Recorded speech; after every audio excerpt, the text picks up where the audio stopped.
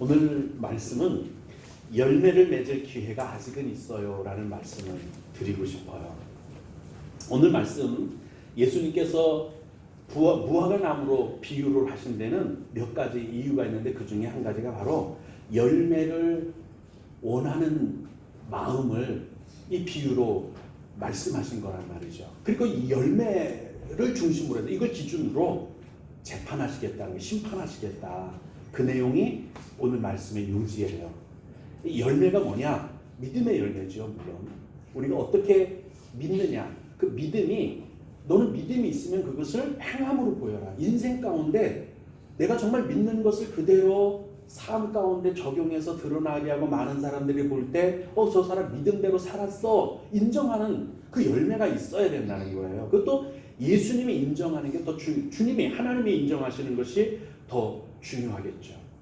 이스라엘에 가서 무화과 나무를 본 적이 있다고 제가 말씀드렸어요. 2번 성지순례 갔을 때마다 봤는데, 첫 번째는 터키에 갔을 때 이파리는 조그만하게 엄지손톱만하게 났는데 무화과 열매는 왕밤보다 더 크게 열렸더라고요. 그래서 잎보다 열매가 더 빨리 열리네? 그리고 제가 가이드한테 물었더니 가이드가 하는 말, 사실은 꽃이 먼저 펴요. 그런데 무화과 나무는 꽃이 없어서 열매가 먼저 열리는 것처럼 보입니다.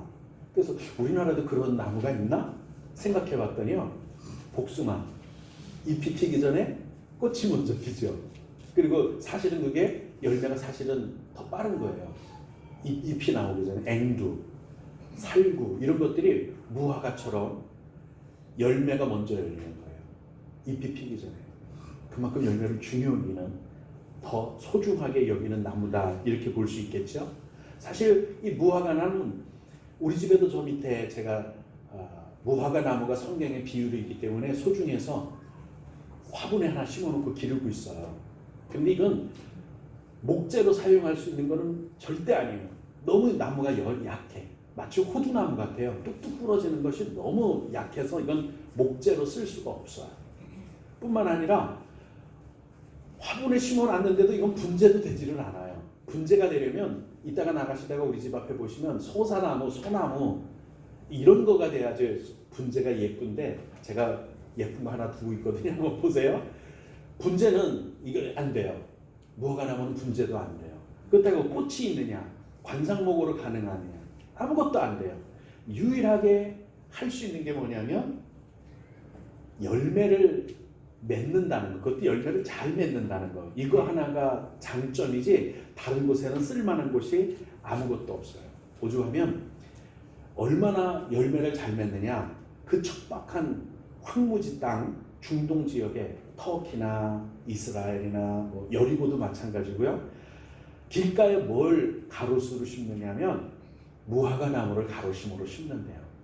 그리고 부자들이 자기들 밭에 가에 울타리로 무화과 나무를 심는데요. 그리고 첫 번째 열리는 무화과 나무 열매는, 무화과는 맛이 없답니다. 5월 달쯤, 4월 달쯤에 열리는 그 무화과가 잎이 피기 전에 열린 무화과는 맛이 없대요. 이걸 누구 주라고? 길 가는 나그네들 따먹으라고 그냥 제공한답니다. 그리고 잎이 나고 나서 꽃이 피어, 꽃은 보이지 않겠지만 그리고 열리는 무화과 나무가 진짜 당도도 높고 맛있다. 그건 이제 주인이 시장에 내다 파는 겁니다. 그러니까 얼마나 열매를 잘 맺으면 이렇게 무화과 나무가 그 척박한 땅에 열매를 제공하는 대표적인 수종이 되었다는 거죠. 무화과 나무 존재 가치, 열매를 맺는 데 있어요. 오늘 본문에 보면 이 과수원 주인이 와서 3년을 더 기다렸다. 이 말은요, 심은 지 3년이 됐다는 뜻이 아니에요. 사과나무를 심으면은요 5년이 돼야 첫 열매를 수확할 수 있어요. 만약에 이것이 사과나무였다면 8년을 기다리는 거죠. 여기서 3년이 됐으니까. 대추나무도 3년 후에 열매를 맺는 것으로 제가 알고 있어요. 요즘은 계량종이 나와서 심은 지 2년 만에 첫 열매가 열리고 이런 것들도 있지만, 복숭아도 5년을 기다려야 처음 싹이 돋은 때부터 열매를 맺기 시작하죠. 그러니까 5년을 더 기다렸는데, 3년을 더 기다려줬는데도 열매 맺지 않았다. 이거는 심각한 거예요. 이거는 좀 다시 생각해봐야 되는 거 아니야? 그래서 찍어버리자. 이거 더 뒀다가는 땅만 버리겠다. 이 땅에서 벌써 수확했으면 얼마나 많은 수확을 얻었을 텐데, 가세에 얼마나 많은 도움이 됐을 텐데 3년 동안이나 공을 쳤다. 해버리자. 그랬더니 그 과수원지기가, 호두원지기가, 주인님 한 해만 더 참아주세요. 제가 깊이 파고, 주변을 깊이 파고 거름을, 퇴비를 잔뜩 줘서 내년에 한번 열매를 맺도록 해보겠습니다. 그래고도 안 되면 그때 찍어버리소서. 그렇게 말씀을 한 내용입니다. 저는 이 말씀을 오늘 주일 말씀으로 정하고, 본문을 정하고, 하나님 이 말씀을 통해 우리 교회에 하실 말씀이 무엇입니까? 기도하다가 엎드려 기도하는데 주마등처럼 휙 기억나는 옛 기억이 하나가 지나가면서 내 마음속에 선명하게 드러났어요. 어떤 기억이냐면, 정확하게 나이대는 모르지만 국민학교 한 1, 2학년, 3학년 때쯤, 이때쯤일 거라고 생각을 해요. 조그맣을 것 같아요. 아니면 초등학교, 국민학교로 들어가지 않았을 때인지도 모르겠습니다. 저희 큰 집은 안방 마루가 따로 있고 대청 마루가 따로 있어요. 그러니까 큰 집이죠. 아주 옛날에는 보면 큰 집이에요. 그런데 사촌들이 명절 때 모여서 숨바꼭질을 하면 뒷마당도 넓고 숲이 있어요. 뒷마당에 숲이 우거져 있어요. 살구나무, 감나무, 앵두나무, 딸기 심은 곳도 있고요. 텐자나무도 있고, 그 아주 넓은, 또 앞에는 광 따로 있고 행랑채가 따로 있어서 대문 양 곁에 붙어있는 집이 또 따로 있고, 숨을 곳이 너무 많아요. 곡간이 또 따로 있고, 외양간이 붙어있는 곡간이 또 따로 있었고요. 숨을 곳이 많았어요. 근데 제가 숨기로 결정한 곳이 어디였느냐면 마루 밑이었어요. 마루 밑을 들여다보니까 그 안이 캄캄한 게 들여다보이지 않더라고요. 그래서 그 안으로 들어갔어요. 들어가서 보니까 바깥에서 본 것하고는 다른 환경, 다른 경치가 보이더군요. 그 안에 버렸던 머리카락, 위에서 막 떨어진 거겠죠. 거미줄, 그리고 곰팡이가 이런 주춧돌, 디딤돌이라 그러나요? 주춧돌 위에 기둥이 수없이 많이 서 있는데 거기에 거미줄, 그리고 곰팡이 스른 거, 그 저 뒤로 갈수록 쥐가 다닌 자국, 이런 것들이 있는데 무섭더라고요. 빨리 바깥에서 사촌들이 후다닥 거리고 쫓아다니는데 저를 못 찾죠. 마루 밑에 숨었으니까 설마 거기 숨었을 거라는 생각은 못 하는데, 그 장면을 주마등처럼 휙 선명하게 기억나게 해주신 거예요. 주님, 이게 뭔 뜻일까요? 그러면서 생각했어요. 열매 맺는다는 거는요, 기둥이 있거나 배후에 뭔가 받쳐주는 것이 있지 않으면 온전한 마루가 되지 못하는 것과 같지 않겠나 싶어요. 모든 사람들은 다 아주가래 기름을 바르고 들기름을 바라서 맨질맨질한 마룻바닥이 되길 원해요. 그 마룻바닥이 성악의 모든 사람들이 밟고 다니고 앉아서 아침, 점심, 저녁상을 먹고 그곳에서 앉아서 담소를 나눌 수 있는 마룻바닥이 되기 위해서는 그 밑에 뭐가 있어야 되냐면, 보이지 않지만 그 축축하고 음습한 곳에 누군가가 기둥이 되어 있는 나무도 필요한 거예요. 근데 많은 사람들이 그 기둥이 되기를 원하지 않고 마룻바닥, 번지르르한 거, 이름 나는 거, 자기 얼굴 내세울 수 있는 거, 희생하고 겸손하고 온유한 거는 말고 자기 홍보되는 거, 자기 이름이 나는 거, 아주가래 기름 발라 맨질맨질하고 아침, 점심, 저녁으로 걸레질을 해주는, 관리해주는 그 마룻바닥은 좋아요. 근데 아무도 봐주지 않는 그 주춧돌 위에 아무 말 없이 1년 365일 바치고 서 있는 기둥의 애환, 기둥의 헌신, 기둥의 희생, 그건 아무도 좋아하는 사람이 없어요. 열매를 맺으려면요, 정말 예수님의 성품의 열매를 가지려면 내게서 배워라 한 게 있어요. 너는 온유와 겸손을 배워라. 온유하다, 겸손하다, 예수님의 성품, 예수님의 삶을 보면 번지르르한 거, 화려한 게 하나도 없어요. 무화과 나무를 꼭 굳이 주님이 비유로 하신 이유는 번지르르한 게 아니기 때문일 수도 있다고 저는 생각해 봤어요. 우리의 인생을 화려한 거, 번지르르한 거 그것으로 채우려고 하다가 보니까 열매가 없는 삶을 살고 있지는 않을까? 우리가 너무 화려한 것만 찾아다니다가 우리 교회가 화려한 것만 추구하다가 정작 구원의 복음을 놓치지는 않았을까요? 내 인격이, 내 성품이 예수 그리스도를 닮아가야 되는데 너무 화려한 것, 너무 좋은 거, 외향적인 것만 추구하다가 희생하고 헌신하는 것 없이 그러다가 3년이 지났는데도, 예수 믿은 지 10년이 지났는데도 열매가 없어서 주님이 와서 보시고 저거 어째 교회 다녀와서 쓸모없겠구만, 쟤 찍어내, 후연교회 못 다니게 해. 그때 성령께서 말씀하신 거예요. 주님이, 하나님, 성부 하나님, 1년만 더 참아보시죠.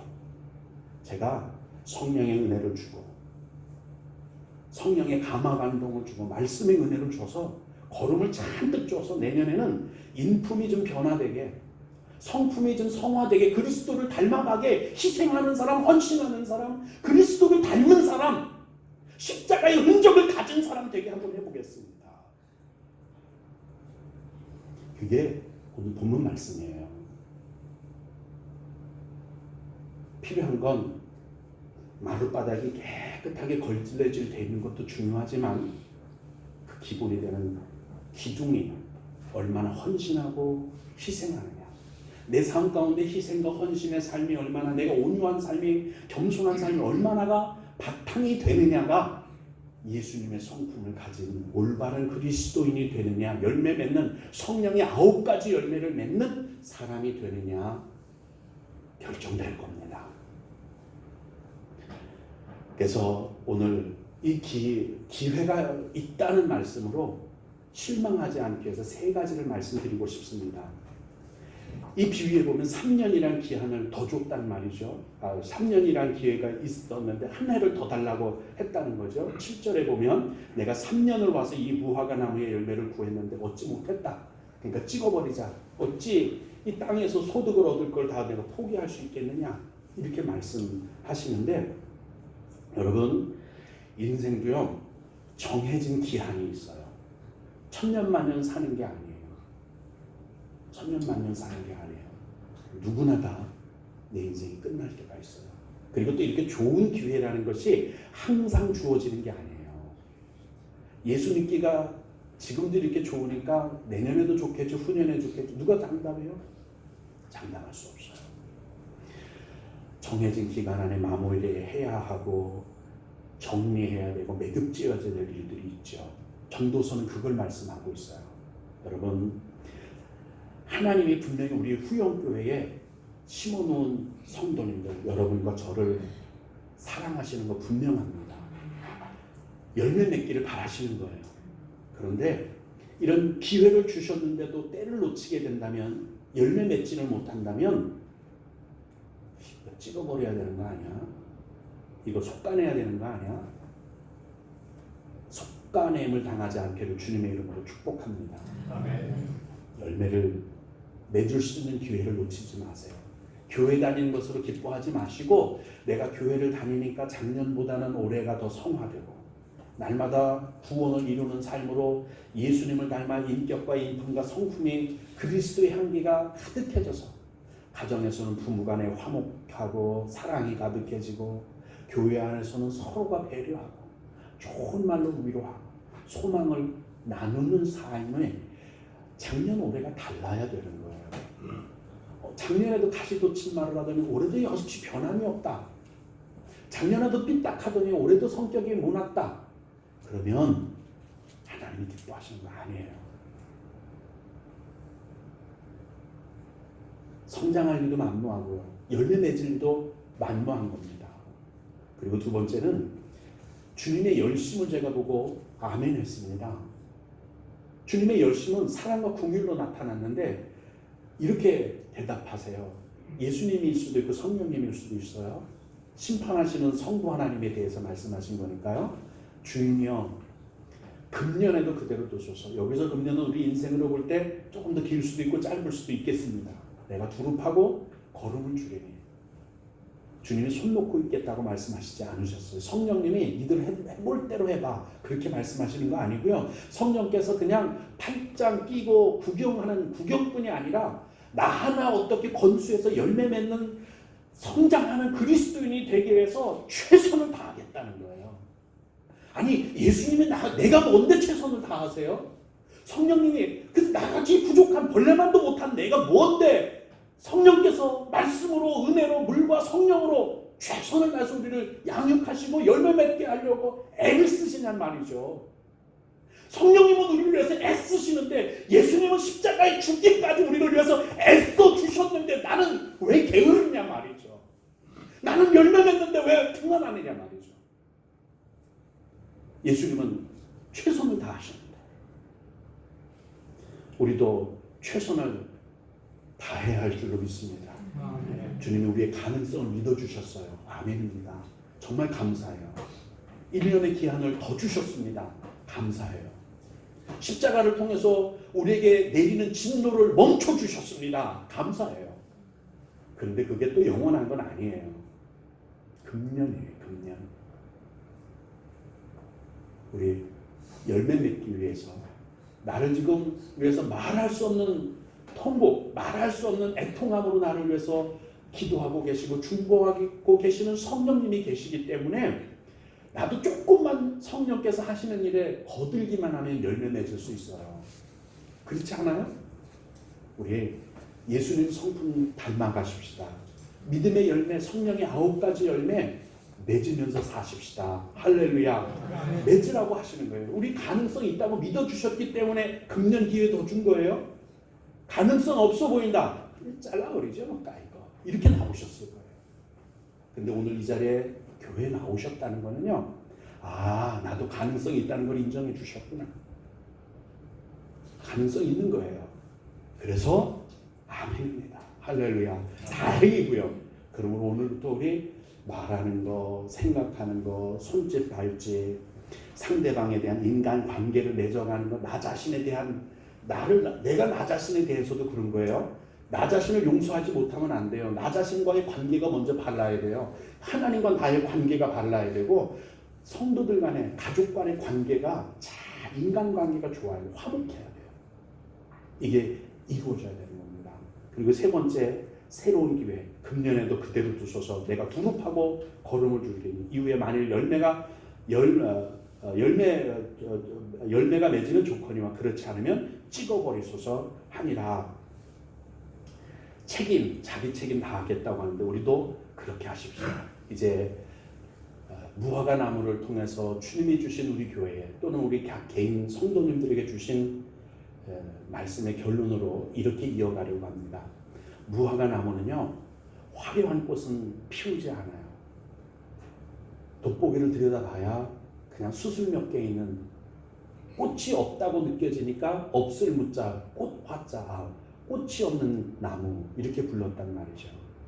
세상적인 가치로 보면은요, 우리는 그리스도인의 삶은 화려한 게 아니에요. 그들이 말하는 화려함은 명예, 권세, 부자, 돈 많이, 덕지덕지, 손, 머리 꽂고, 끼고, 채우고, 뒤집어 쓰고, 바르고 이런 걸 화려한 거를 보는 거예요. 우리 그런 건 없어요. 그런데 좁은 길로 가기 때문에 화려한 건 없지만 아름다운 열매, 생명의 열매는 우리 가운데 있는 줄로 믿습니다. 온유와 겸손의 열매, 예수님의 성품을 닮은 열매는 세상적인 가치로는 화려하지 않지만 인생에서 가장 아름다운, 우리를 영원한 생명 가운데서 상급을 주는, 심판대에 잘했다고 칭찬받는 유일한 열매가 이 열매입니다. 우리에게 아직 참으시는 주님, 우리에게 기회를 주시는 주님, 아니 기회를 줄 뿐만 아니라 최선을 다해 주시는 그 주님이 다행히 성령으로 여러분과 저와 지금 함께하고 계십니다. 이 기회 놓치지 맙시다. 아직 늦지 않았습니다. 기도하시겠습니다.